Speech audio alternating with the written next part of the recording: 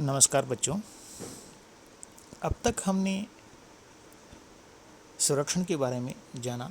उसके कौन कौन से भाग होते हैं, कितने प्रकार होते हैं, जिनमें हमने समपटल सर्वेक्षण और उसके उपकरणों को जाना। समपटल सर्वेक्षण में होने वाली विधियाँ, कौन कौन से काम करने वाले उपकरण हैं और उनमें जो 3 पॉइंट प्रॉब्लम्स होती है उसका हमने अध्ययन किया। अब हम आगे उसी कड़ी में जो हमारा दूसरा महत्वपूर्ण सर्वेक्षण है थियोडोलाइट सर्वेक्षण, उसके बारे में हम बातचीत करेंगे, अध्ययन करेंगे।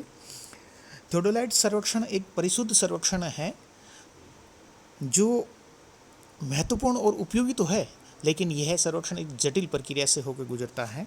और जटिल जो इसका जो उपकरण है थियोडोलाइट, वो खुद ही अपने आप में एक जटिल उपकरण है। सबसे पहले जो हम थियोडोलाइट की बात करें तो थियोडोलाइट में जो इसको लेवलिंग करना, इसका स्थापन करना, ये काफ़ी महत्वपूर्ण बिंदु होते हैं जिनका हमें सबसे पहले ध्यान रखना होता है। इस उपकरण की सहायता से जो हम सबसे जो महत्वपूर्ण है जो होता है, किसी भी क्षेत्र की हम क्षैतिज और हॉरिजॉन्टल और वर्टिकल, क्षैतिज और ऊर्ध्वाधर, वर्टिकल और हॉरिजॉन्टल दोनों कोणों का सही सही माप की जा सकती है। क्षैतिज कोण की माप के आधार पर क्षेत्र का प्लान बनाया जा सकता है तथा ऊर्ध्वाधर कोणों के आधार पर विभिन्न स्थानों की ऊंचाइयों में अंतर ज्ञात किया जा सकता है। किसी क्षेत्र के स्थान की जानकारी के लिए हम लोग उसके क्षैतिज कोणों और वर्टिकल और हॉरिजॉन्टल दोनों की सहायता से इसमें हम उस स्थान की कोण और ऊंचावच दोनों स्थानों को हम इसमें अध्ययन करते हैं। इसके बाद में हम जब देखते हैं तो इन कोणों के मापन के अतिरिक्त दूरी का मापन होता है, दिग्मान जो आंकड़े हम लेते हैं उनका प्रक्षेपण होता है, तल मापन लेवलिंग होता है, क्षैतिज कोणों के निर्धारण का एवं संरक्षण रेखाओं के दीर्घण जिसको हम प्रोग्लेनेशन कहते हैं आदि में भी इस उपकरण का उपयोग किया जाता है। यह एक बहुप्रयोजी प्रकृति के कारण इसको कई बार सार्वत्रिक यूनिवर्सल सर्वेक्षण उपकरण की भी कहा जाता है या इसको संज्ञा दी जाती है। वर्तमान समय में इसका लगभग सभी उच्च कोटि के सर्वेक्षणों में इसका उपयोग किया जाता है।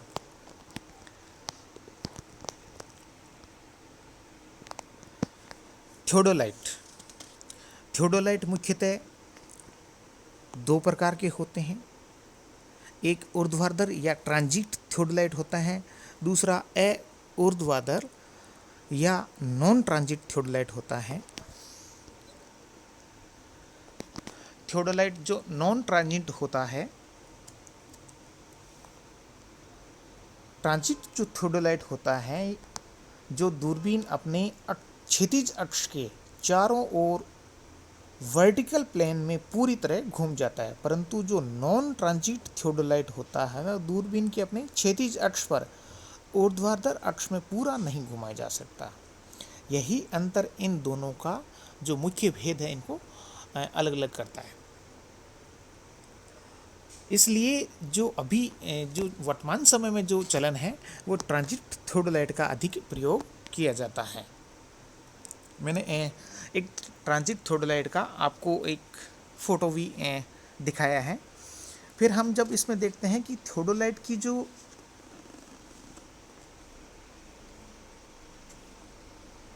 मुख्य जो भेद होते हैं, कौन कौन से भेद होते हैं, उनके बारे में हम जैसे मैं आपको मुख्य रूप से बता देता हूँ। एक जो ट्रांजिट थियोडोलाइट होता है, एक विशेष प्रकार का ट्रांजिट वर्नियन थियोडोलाइट कहते हैं, जो सबसे अधिक महत्वपूर्ण होता है और इसका कार्य भी सही शुद्ध रूप में होता है। दूसरा होता है एक वाई थियोडोलाइट। यह नॉन ट्रांजिट थियोडोलाइट होता है जिसकी दूरबीन प्रत्यक्ष रूप से अपने ट्रेनियन अक्ष पर नहीं लगी होती है, वरन दो आधारों वाई आधारों पर टिकी होती है, जिसे वाइज कहते हैं। ये वाइज जिस फ्रेम से जुड़ी हुई होती हैं वह फ्रेम ट्रेयन अक्ष से संबंधित होता है तथा इसमें ऊर्ध्वाधर कोणों को पढ़ने के लिए असंकित अर्धवृत्त लगा होता है। तीसरा जो एक थियोडोलाइट का प्रकार होता है वो एवरेस्ट थियोडोलाइट होता है। किसी समय में हमारे देश में इसका बहुत अधिक ज़्यादा चलन में था, लेकिन वर्तमान में इसका प्रयोग लगभग नहीं के बराबर है। इस थियोडोलाइट में दूरबीन का जो ट्रेयन अक्ष इतना नीचा होता है कि उस पर दूरबीन को ऊर्ध्वाधर तल में नहीं घुमा जा सकता। इसके अलावा एक जाइस थियोडोलाइट होता है। ये थियोडोलाइट अपनी नाम की फर्म के अकॉर्डिंग जाइस, कार्ल जाइस के अकॉर्डिंग जाइस थियोडोलाइट कहलाता है। जाइस थियोडोलाइट में आंतरिक जो फोकसन वाली पद्धति वाली दूरबीन इसमें लगी हुई होती है, जो फोकस करने से दूरबीन की लंबाई में कोई अंतर उत्पन्न नहीं होता है। इसके अलावा वाट्स थियोडोलाइट होते हैं, वास्तुलिपि थियोडोलाइट भी होते हैं, टैक्योमीटर थियोडोलाइट भी होते हैं। अब हम मुख्य रूप से जो बात करते हैं वो होता है ट्रांजिट जो थियोडोलाइट हैं, जो वर्तमान में अभी बहुत अधिक रूप में चलन में है। इनके कौन कौन सी जो प्रमुख अंग होते हैं जिनके द्वारा हम इनके अध्ययन कर सकते हैं। सबसे पहला जो मुख्य जो इसका जो पार्ट होता है, अंग होता है, वो है तिपाई या प्लेट। तिपाई या ट्राइवल जो प्लेट है वो होता है, जो इसका मंच होता है जिसके ऊपर थियोडोलाइट को रखा जाता है। ये थियोडोलाइट की सबसे निचली एक प्लेट होती है त्रिभुजाकार, जिसके ऊपर इस थियोडोलाइट को रख के इसको कसा जाता है। दूसरा जो होता है त्रिशाखी प्लेट होता है। समतलन पेचों के ऊपर जो त्रिभुजाकार प्लेट को त्रिशाखी प्लेट भी कहते हैं और ट्राइवेट प्लेट की तरह है, ये थियोडोलाइट के आधार का कार्य करती है। फिर इसमें जो होता है समतलन पेच होता है या लेवलिंग स्क्रू होते हैं, जो 3 होते हैं। इसके आधार पर हम थियोडोलाइट को लेवलिंग करते हैं। लेवलिंग करने का इसका आधार होता है कि 2 जो पेच होते हैं उनको दोनों को आमने सामने बराबर डिस्टेंस के साथ घुमाया जाता है, जिससे कि जो लेवलन होता है वो तुरंत और आसानी से हो जाता है। फिर जो मुख्य जो इसकी होता है वो है केंद्रण करना, जो सेंटरिंग करना होता है। सेंटरिंग करने के लिए हम लोग इसमें जो एक छोटा सा हुक लगा हुआ होता है और हुक को केंद्रण करते समय इसको साउल पिंड जो होता है उसको डोरी की सहायता से नीचे इसका जहां हमारा किस तरह से केंद्रण करना है वो उसकी सहायता से करते हैं। फिर इसमें जो एक निचली क्षैतिज प्लेट होती है जिसको लोअर हॉरिजॉन्टल प्लेट कहते हैं, इस प्लेट को स्केल प्लेट भी कहते हैं, क्योंकि इस प्लेट पर उपकरण की मुख्य मापनी अंकित होती है। यह जो स्केल प्लेट होती है घड़ी की सुई की दिशा में 0 से 360 डिग्री के चिन्ह बने होते हैं। और जो भिन्न भिन्न प्रकार की जो थियोडोलाइट की स्केल प्लेट होती हैं 1 डिग्री के उपविभागों की संख्या की भिन्न भिन्न भी होती है। इसके अलावा इसमें ऊपरी क्षैतिज प्लेट भी होती है जिसको अपर हॉरिजॉन्टल प्लेट कहते हैं। इस प्लेट का बाहरी किनारा निचली प्लेट के आंतरिक किनारों से सटा हुआ होता है। ऊपरी जो क्षैतिज प्लेट होती है उसके एक दूसरे से 180 डिग्री की दूरी पर ए और बी 2 वर्नियर मापनियाँ अंकित होती हैं, इसलिए इस प्लेट को वर्नियर प्लेट भी कहते हैं। फिर होता है बॉडी क्लैंप होता है। निचली जो प्लेट होती है, लोअर हॉरिजॉन्टल जो प्लेट होती है, उस प्लेट को कसने के लिए या नियंत्रित करने के लिए बॉडी क्लैंप जो एक होता है उसको हम काम में लेके उसको स्थिर कस देते हैं जिससे कि वो ढीला नहीं पड़े। एक बॉडी टेंजेंट पेच भी होता है, स्क्रू होता है, जो सूक्ष्म गति बॉडी पेच भी कहते हैं। इस पेच का प्लेट को मंद गति से घुमाने के लिए उपयोग में या प्रयोग में लिया जाता है। फिर इसमें वर्नियर क्लैंप भी होता है। ऊपरी क्षैतिज जो प्लेट होती है उसको पूर्णतः नियंत्रित करने के लिए जो पेच होता है या शिकंजा होता है उसको काम में लिया जाता है। और इसी के साथ इसके पास में ही ऊपरी जो प्लेट होती है इसको धीरे धीरे या बिल्कुल मंद गति से हल्का सा घुमाने के लिए जो इसका वर्नियर टेंजेंट स्क्रू भी इसके साथ में लगा होता है। इसके अलावा इसमें स्प्रिट लेवल भी लगे हुए होते हैं। थियोडोलाइट में 2 स्प्रिट लेवल होते हैं। इनमें से जो एक होता है वो लेवलिंग स्केल व दूसरा वर्नियर प्लेटों के वक्ष के पास होता है, जबकि दूसरा जो उस लेवलिंग जो होता है वो वर्टिकल स्केल के सबसे ऊपरी पक्ष के पास में जो होता है। इनमें बुलबुले की स्थिति के अकॉर्डिंग इसको समतलन किया जाता है। फिर इनके स्टैंड होते हैं, ये आकृति वाले फ्रेम, दो फ्रेम होते हैं जिन पर उपकरण या क्षैतिज ट्रांजेक्शन स्थिति होती है। कंपास भी इसमें लगा हुआ होता है और वर्टिकल सर्किल और प्लेटें भी होती हैं। उसके अलावा जो महत्वपूर्ण जो होती हैं वो दूरबीन होती है, जो इसमें दूरबीन की जो दो नलिकाएं होती हैं, एक आई ऑब्जेक्ट होता है, एक आई वैन होता है, दूसरा ऑब्जेक्ट वैन होता है, जिसमें डायफ्राम की सहायता से हम लोग इसको आगे देखते हैं। डायफ्राम कई तरह के इसमें मतलब अलग अलग तरह के थियोडोलाइट में अलग अलग तरह से उपयोग में लिए जाते हैं। और उसके अलावा जो डायफ्राम स्क्रू भी होता है जिसको कम ज़्यादा करने के लिए भी हम उसको काम में लेते हैं। और आखिरी जो होता है जो थियोडोलाइट का त्रिपाद स्टैंड होता है। इस तरह से कुछ ये जो नाम्स जो अंग होते हैं ये थियोडोलाइट के जो होते हैं जिनका हम मुख्य रूप से काम में लेते हैं। और किसी भी क्षेत्र का क्षैतिज और ऊर्ध्वाधर दोनों रूप में कोणों का माप करने और किसी स्थान का सर्वेक्षण करने के लिए हम लोग थियोडोलाइट का उपयोग करते हैं। अब हम बात करते हैं डंपिंग लेवल की। डंपिंग लेवल भी एक लेवलिंग का एक यंत्र है, उपकरण है सॉरी, जिसको हम तल मापन या समोच्च रेखाओं के रूप में इसको काम करते हैं। तल मापन के लिए जो मुख्य उपकरण जो होते हैं जिसे लेवलिंग यंत्र होता है, तल संरक्षण मापी या दंड जिसको हम कहते हैं, जरीब और फीता, इस तरह के ये उपकरण काम में लेते हैं। हमारे जो मुख्य रूप से जिसको हम काम में लेते हैं या जो लेवलिंग स्टाफ होता है इसकी हम सहायता लेते हैं। इसके अलावा जो इसमें जो मुख्य रूप से हैं जैसे डंपी लेवल है। डंपी लेवल की जब हम बात करते हैं तो डंपी लेवल के भी अपने अंग होते हैं, इसके पार्ट्स होते हैं जो मुख्य रूप से थियोडोलाइट की तरह ही इसमें काम करते हैं। यह भी एक ऐसा उपकरण है जो उचावच को दर्शाने के लिए लेवलिंग किया जाता है। किसी भी स्थान की कितनी लेवलिंग है, इसके कुछ पार्ट्स होते हैं जिनके कुछ नाम से इंडिकेट्स होते हैं। जब हम इसकी फील्ड बुक तैयार करते हैं, क्षेत्र पुस्तिका तैयार करते हैं, तो उसमें हम जैसे हम बीएस होता है, आईएस होता है, टर्निंग पॉइंट्स होता है, इंटरमीडिएट साइड होती है, बैक साइड होती है, फोर साइड होती है, ये सारे इसमें जो मुख्य रूप से इसमें काम आते हैं जिनको हम इसमें अध्ययन भी करते हैं।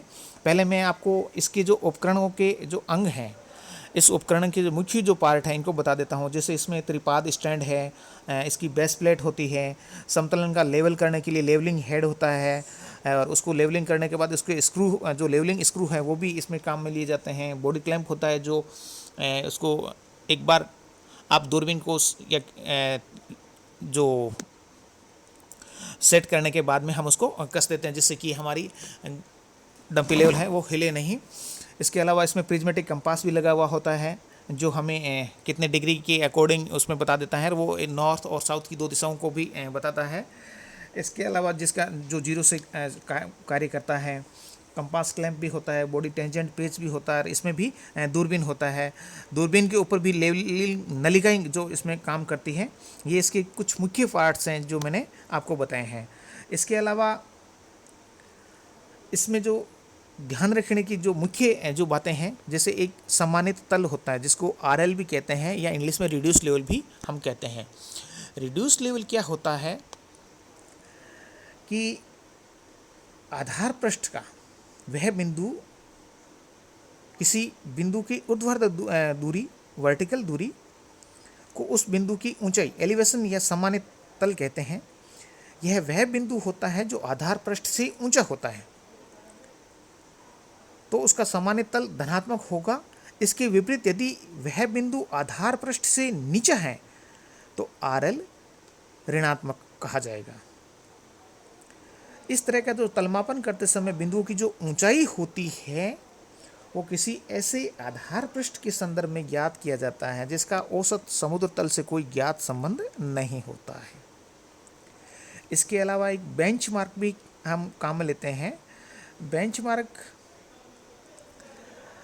ऊंचाइयों वाला एक परिकल्पित बिंदुओं की बिंदु है जिसके संदर्भ में ऊंचाई वाला स्थान होता है।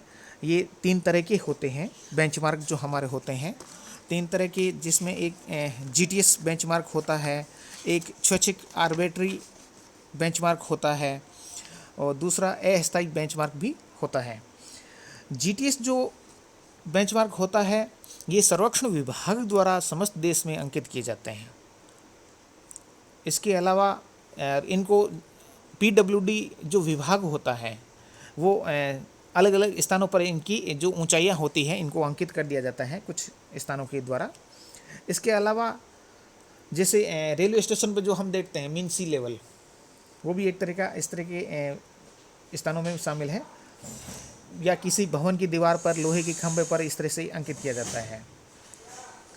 इसके अलावा कुछ हम काल्पनिक अस्थायी बेंचमार्क भी हम अपना आप तय कर लेते हैं कि यहाँ से हम जीरो मानते हुए किसी स्थान की ऊंचाई या ऊंचावच ये कितना गहरा है नीचा है, इस तरह से ही हम उसको काम में लेते हैं। इसके अलावा कुछ अस्थायी बेंचमार्क भी होते हैं। अस्थायी बेंचमार्क में छोटे छोटे जो तल होते हैं उनके कार्यों को करने के लिए हम प्रयोग में ले लेते हैं और अपने काल्पनिक अनुसार हम उन स्थानों को मान लेते हैं। उसके आधार पर हम जो सर्वेक्षण करना होता है उसको हम ज्ञात कर लेते हैं।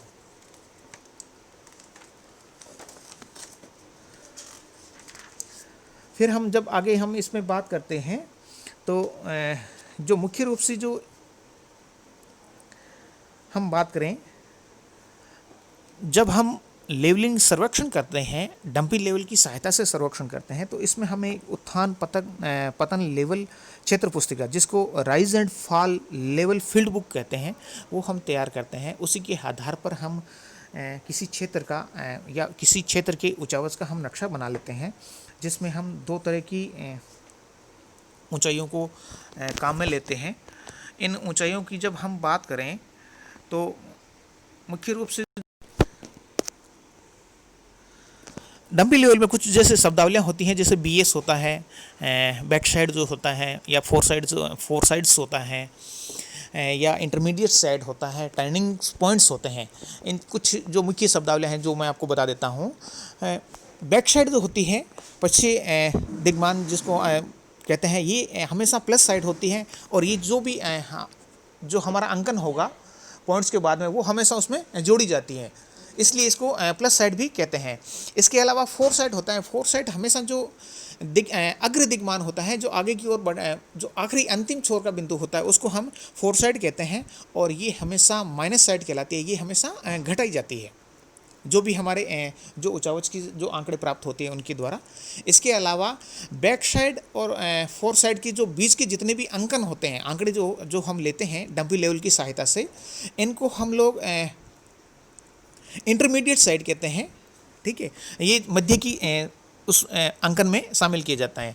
तीसरा जो महत्वपूर्ण जो चौथा जो पॉइंट्स होता है वो होता है टीपी या टर्निंग पॉइंट या बदलाव बिंदु।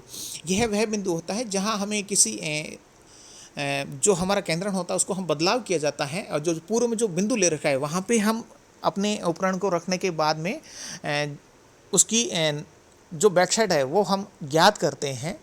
तो उस तरह का जो बदलाव बिंदु होता है उसे हम उसके बाद में जो अंकन हम लेते हैं, जहां हमने वर्तमान में जिस जगह को बदल के नए स्थान को रखा है, स्टेशन बदला है, उसको हम टर्निंग पॉइंट कहते हैं। धन्यवाद।